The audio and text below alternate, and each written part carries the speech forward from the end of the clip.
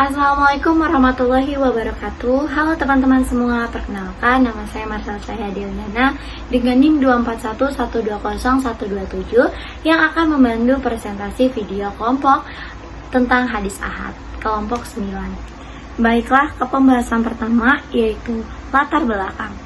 Hadis dan sunnah baik secara struktural maupun fungsional disepakati oleh mayoritas kaum muslimin dari berbagai mazhab Islam sebagai sumber ajaran Islam.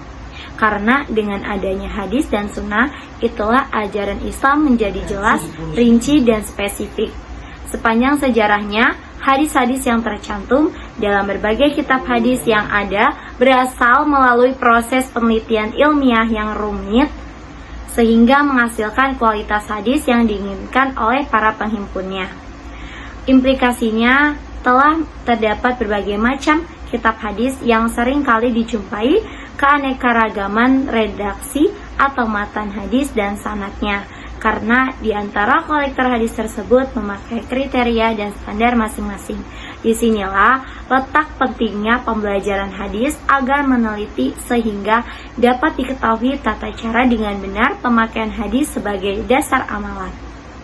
Jadi dengan adanya ulumul hadis, umat Islam dapat mengetahui hadis yang sahih, hasan atau dhaif, dan hadis-hadis palsu. Sebab tidak semua hadis itu boleh diamalkan dan dijadikan sebagai dasar hukum yang baik. Jadi dengan adanya ulumul hadis, umat Islam dapat mengetahui hadis yang sahih, hasan, dhaif, dan hadis-hadis palsu. Sebab tidak semua hadis itu boleh diamalkan dan dijadikan sebagai dasar hukum yang baik. Setelah Nabi wafat, banyak orang-orang yang membuat hadis-hadis palsu untuk kepentingan golongannya atau untuk menjatuhkan penguasa. Artinya, hadis-hadis diciptakan untuk kepentingan politik semata. Dengan adanya studi hadis, umat dengan mudah mendapatkan hadis-hadis yang diperlukan sebagai sumber hukum yang sah setelah Al-Quran. Begitu juga umat Islam dengan mudah membedakan antara lafaz Al-Quran dengan lafaz hadis, karena sering sekali terjadi akhir-akhir ini yang hadis dikatakan Al-Quran, sebaliknya Al-Quran disebut hadis. Dalam makalah ulumul hadis ini kita akan membahas hadis ahad dengan lebih jelasnya. Saya akan membahas dulu rumusan masalah dan tujuan penulisannya. Rumusan masalah yang akan dibahas yaitu tentang bagaimana itu pengertian hadis ahad dan bagaimana macam-macam dan contoh hadis ahad. Tujuannya di sini kita dapat mengetahui dan memahami apa itu pengertian hadis ahad dan apa itu macam-macam dan contohnya dari hadis ahad. Pengertian hadis ahad. Kata ahad adalah bentuk plural atau jamak dari ahad dengan makna wahid, satu, tunggal atau esa. Hadis atau kabar wahid berarti hadis yang diriwayatkan oleh seorang perawi. Ahad dengan dipanjangkan bacaan ahad mempunyai makna satuan. Nilai angka satuan tidak harus 1, tetapi dari 1 hingga 9. Dalam bahasa Arab, kabar ahad atau predikat dalam susunan kalimat memasukkan bentuk 2 tatsniyah dan bentuk banyak jamak, karena pengertiannya adalah kabar yang tidak berupa jumlah atau kalimat sempurna dan tidak serupa dengannya. Adapun yang dimaksud dengan hadis ahad menurut istilah banyak didefinisikan oleh para ulama, antara lain sebagai berikut, yaitu kabar yang jumlah perawinya tidak sebanyak jumlah perawi hadis mutawatir, baik perawinya itu 1, 2, 3, 4, 5, dan seterusnya, yang memberikan pengertian bahwa jumlah perawi tersebut tidak mencapai jumlah perawi hadis mutawatir. Ada juga ulama yang mendefinisikan hadis ahad secara singkat, yaitu hadis yang tidak memenuhi syarat-syarat hadis mutawatir. Sebagian ulama mendefinisikan hadis ahad dengan hadis yang sanadnya yang sah dan bersambung hingga sampai kepada sebenarnya, atau Nabi telah memberikan pengertian jahani dan tidak sampai kepada qat'i dan yakin. Dari beberapa definisi di atas, jelaslah bahwa di samping jumlah perawi hadis ahad yang tidak mencapai jumlah perawi hadis mutawatir, kandungannya pun bersifat qat'i. Kecenderungan para ulama mendefinisikan hadis ahad seperti itu karena mereka membagi hadis berdasarkan jumlah perawi yang terbagi dua, yaitu macam hadis mutawatir dan hadis ahad. Pengertian ini berbeda dengan pengertian hadis ahad menurut ulama yang membedakan hadis menjadi tiga, yaitu hadis mutawatir, masyhur, dan hadis ahad. Hadis ahad adalah hadis yang diriwayatkan oleh 1-2 orang atau lebih yang jumlahnya tidak memenuhi persyaratan hadis masyhur dan hadis mutawatir. Hadis ahad adalah hadis yang diriwayatkan oleh satu atau beberapa perawi dalam tingkatan sanad tetapi tidak mencapai derajat mutawatir. Mayoritas ulamanya pun sepakat bahwa hadis ahad yang sahih wajib diamalkan dalam urusan fikih setelah memenuhi syarat-syarat kesahihan. Dalam masalah akidah terdapat perbedaan pendapat. Sebagai ulama menolak hadis ahad karena bersifat zani al-wurud dan akidah harus berdasarkan dalil qat'i. Dan sebagian lain seperti Ibnu Hazm dan Ibnu Qayyim menerima hadis ahad sahih sebagai hujjah dalam akidah karena telah melalui verifikasi ilmiah dan dapat memberikan faidah qat'i. Pendekatan komprominya yaitu pokok akidah harus didasarkan pada dalil qat'i, sedangkan cabang akidah dapat menggunakan hadis ahad sahih. Penolakan dari golongan seperti Mu'tazilah, Qadariyah, dan lainnya dibantah dengan argumen bahwa Rasulullah dan para sahabat sering menyampaikan ajaran melalui jalur ahad yang tetapi tidak diterima dan tidak diamalkan. Hadis sahih, terutama yang terdapat dalam Sahih Bukhari dan Muslim, oleh banyak ulama dianggap memberikan faidah ilmu dan keyakinan, tidak sekadar dugaan. Oleh karena itu, hadis ahad yang sahih tetap memiliki kekuatan hujjah, khususnya dalam fikih dan sebagai masalah akidah, dengan tetap mempertimbangkan konteks dan kedalaman kajian terdapat hadis tersebut. Baiklah, itu saja pengertian dari hadis ahad. Selanjutnya yaitu akan dibahas oleh Sasya Kurniawati tentang macam-macam hadis ahad dan contohnya. Lalu selanjutnya yaitu ada macam-macam hadis ahad. Para ulama membagi hadis ahad menjadi dua, yaitu hadis ahad masyhur dan ghair masyhur. Nah, sedangkan ghair masyhur ini terbagi menjadi dua, yaitu aziz dan gharib. Hadis masyhur yaitu sesuatu yang sudah tersebar dan populer. Ada juga istilah yang terdapat dari beberapa definisi antara lain, yaitu hadis yang diriwayatkan oleh 3 orang lebih, tetapi bilangannya tetap mencapai ukuran bilangan mutawatir. Ada juga yang mendefinisikan hadis masyhur secara ringkas, yaitu hadis yang mempunyai jalan yang terbatas tetapi lebih dari 2 jalan dan tidak sampai kepada batas hadis mutawatir. Hadis ini dinamakan masyhur karena telah tersebar luas di kalangan masyarakat.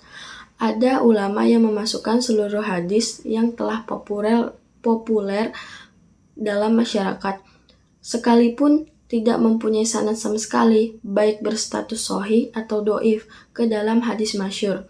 Ulama Hanafiyah mengatakan bahwa hadis sahih masyhur menghasilkan ketenangan hati, kedekatan dan keyakinan dan kewajiban untuk diamalkan, tetapi bagi yang menolaknya tidak dikaitkan kafir. Hadis masyhur ini ada yang berstatus sahih, hasan, dan dhaif. Yang dimaksud dengan hadis masyhur yang telah memenuhi ketentuan hadis sahih baik pada sanad maupun matanya, seperti hadis dari Ibnu Umar, yaitu iza ja'akumul jum'atu falyaksil, yang artinya bagi siapa yang hendak melaksanakan sholat Jumat hendaklah ia mandi. Contoh lainnya adalah hadis dari Abdullah ibnu Amru Ibnu al-Ash yang mendengar langsung dari Rasulullah Shallallahu Alaihi Wasallam.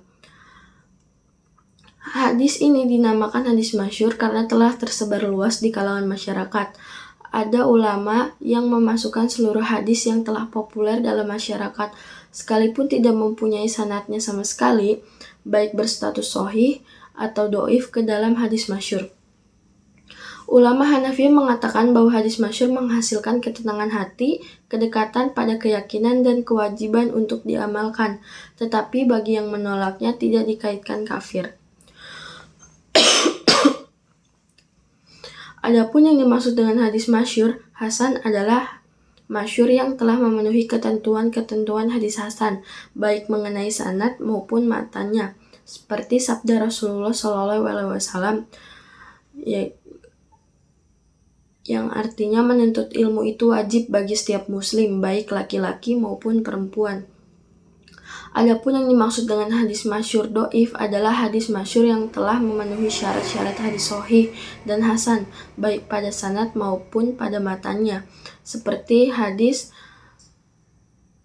arofa nafsahu arofa robbahu, yang artinya barang siapa yang mengenal dirinya, maka sungguh dia telah mengenal Tuhannya. Selanjutnya, macam-macam hadis masyhur. Istilah masyhur yang ditetapkan pada suatu hadis kadang-kadang bukan untuk menetapkan kriteria-kriteria hadis menurut ketentuan di atas, yakni jumlah rawi yang meriwayatkannya, tetapi diterapkan pula untuk memberikan sifat suatu hadis yang dianggap populer menurut ilmu ahli tertentu di kalangan masyarakat tertentu. Dari tujuan inilah ada suatu hadis bila dilihat dari bilangan rawinya tidak dapat dikaitkan sebagai hadis masyhur, tetapi bila dikaitkan dari kepopulerannya tergolong hadis masyhur. Dari segi yang terakhir inilah hadis masyhur dapat digolongkan dalam beberapa bagian di bawah dari beberapa bagian. Yang pertama yaitu masyhur istilahi. Masyhur istilahi yaitu hadis yang diriwayatkan oleh 3 orang lebih pada setiap tingkatan atau tobagot pada beberapa tingkat sanad, tetapi tidak mencapai kriteria mutawatir. Contoh hadis masyhur yaitu Allahu la yaqbilul ilman taza'an yang tazi'u minal ibad. Hadis di atas diriwayatkan 3 orang sahabat, yaitu Ibnu Amru, Aisyah, dan Abu Hurairah. Yang demikian, hadis ini masyhur di tingkat sahabat karena terdapat 3 orang sahabat yang meriwayatkannya, sekalipun sanad di kalangan tabi'in lebih dari 3 orang.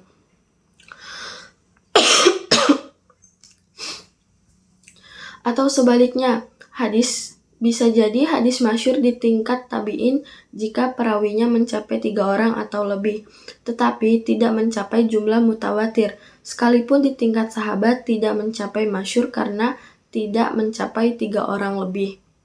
Sebagian ulama berpendapat hadis masyhur sinonim dengan hadis mustafid, atau dalam bahasa diartikan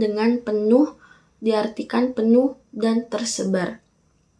Dan sebagian ulama lain berpendapat bahwa mustafid lebih khusus karena dalam mustafid disyaratkan 2 ujung sanadnya harus sama jumlahnya, yaitu 3 orang atau lebih.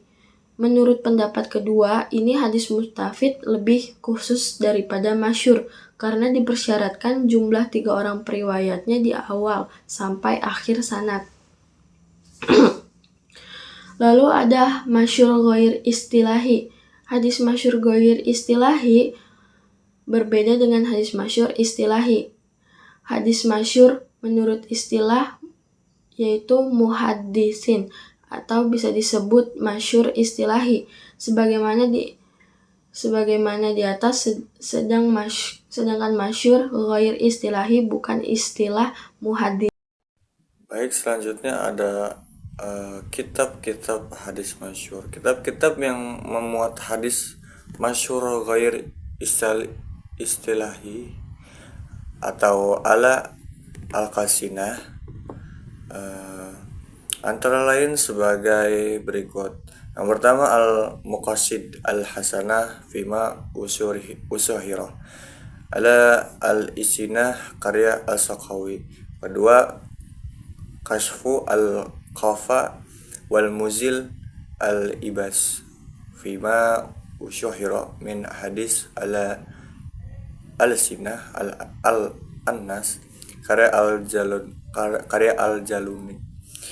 Tiga, tamyiz at-taib min al-khabith fima yadur ala al-sinah an-nas min al-hadis karya Ibnu Adzibah Asy-Syaibani. Hadis yang pertama, hadis aziz. Kata aziz berasal dari az-zaid, ya'zu, yang berarti yakadu yujadu ada qala wa nazar, atau sedikit atau jarang adanya.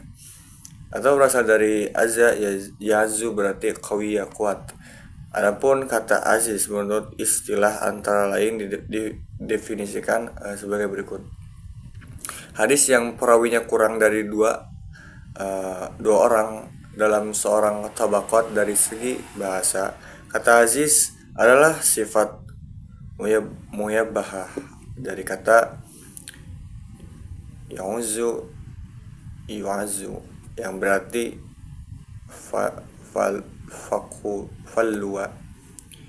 falwa ya zaru, sedikit dari langkah, atau dari kata azza ya'izzu berarti kuat, sebagaimana firman Allah dalam Al-Quran, kemudian kami perkuat dengan utusan. Yang ketiga, sesungguhnya kami adalah orang-orang yang diutus kepadamu. Hadis diberi nama aziz, langka, sedikit atau lebih kuat, karena sedikit atau langkanya, atau terkadang posisi menjadi kuat ketika didatangkan sanad lain. Dari segi istilah, hadis aziz ialah hadis yang salah satunya tingkatan tabaqat dari beberapa tingkatan sanadnya terdapat dua orang perawi saja. Hadis yang tidak diriwayatkan kurang dari dua orang di semua tingkatan atau tabaqat sanad.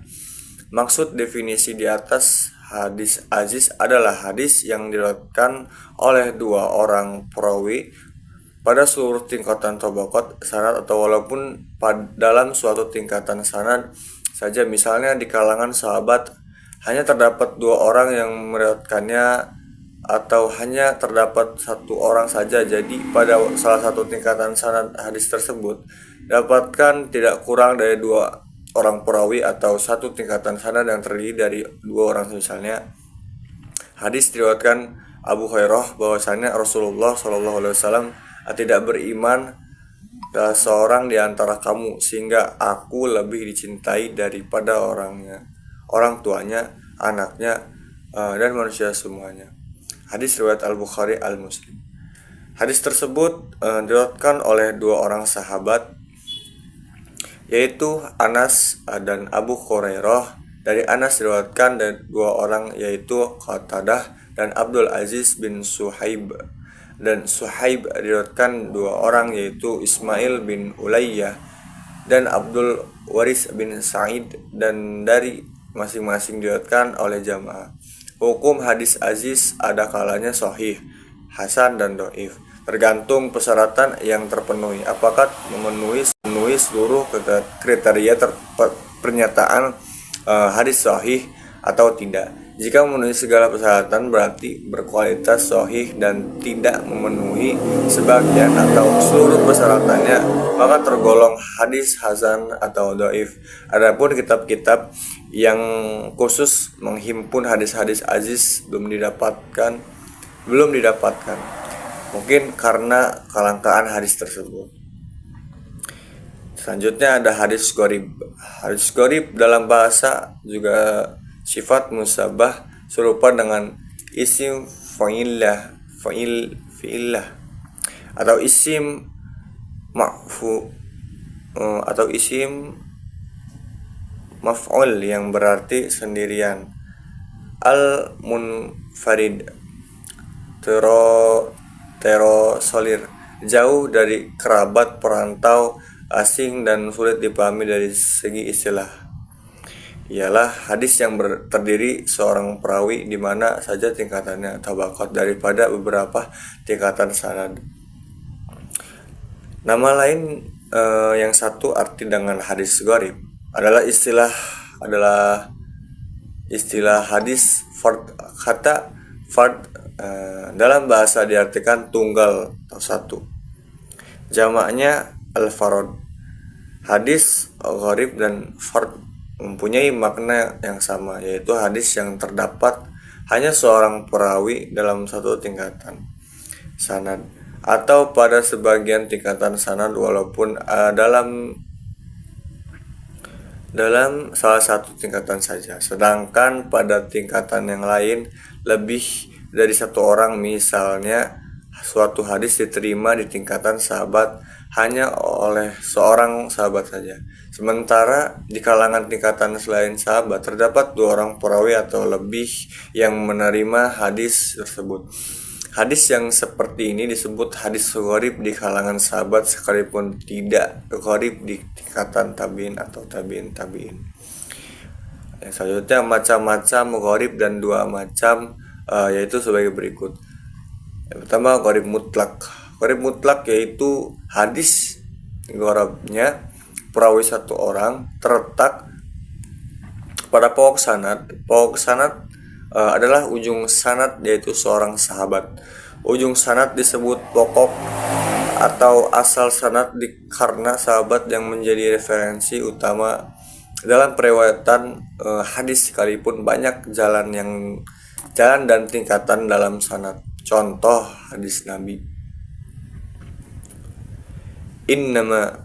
innamal a'malu binniyati wa innama likulli imri ma tawa, yang artinya hadis ini